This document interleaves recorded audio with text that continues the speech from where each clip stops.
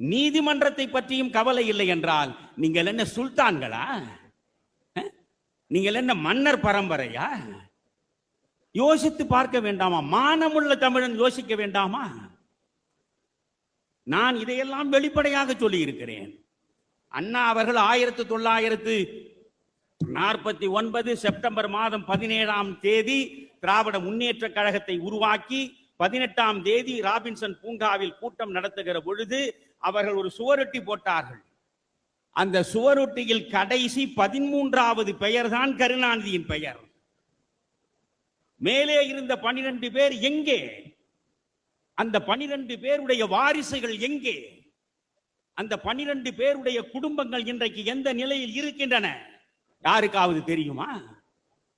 13வது இடத்திலே இருந்த கருணாநிதியின் குடும்பம் தான் இன்றைக்கு ஒட்டுமொத்த தமிழ் சமுதாயத்தையும் வளைத்து விட்டது, கட்சியை தனதாக்கி கொண்டது. இப்படி ஒரு கட்சியா? கருணாநிதி, கருணாநிதிக்கு பிறகு ஸ்டாலின், ஸ்டாலினுக்கு பிறகு உதயநிதி. அங்கே ஒரு மானமற்ற ஒரு மனிதர் இருக்கிறார். உதயநிதியினுடைய மகன் இன்பநிதி முதல்வராகுவதை பார்த்துவிட்டுத்தான் நான் சாவேன் என்கிறார். இதைவிட நீங்கள் இப்பொழுதே செத்து தொலைவது சுகமானது. அப்படி ஒரு இழிந்த சாவு உங்களுக்கு வேண்டுமா? இவர்களுக்கு வேற என்ன?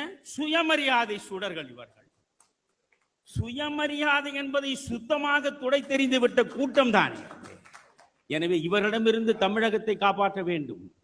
நான் சென்ற தேர்தல் வருகிற பொழுது என்னுடைய வாழ்க்கை வரலாற்றை ஒரு வழிபோக்கனின் வாழ்க்கை பயணம் என்று எழுதினேன்.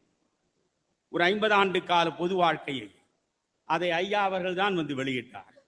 திருச்சியில் வெளியிட்ட அந்த கூட்டத்தில் தான் சொன்னேன், மறந்தும் திராவிட முன்னேற்ற கழகத்திற்கு வாக்காளர்கள் வாக்களித்தால் தமிழகமே சுடுகாடாக மாறிவிடும் என்று சொன்னேன்.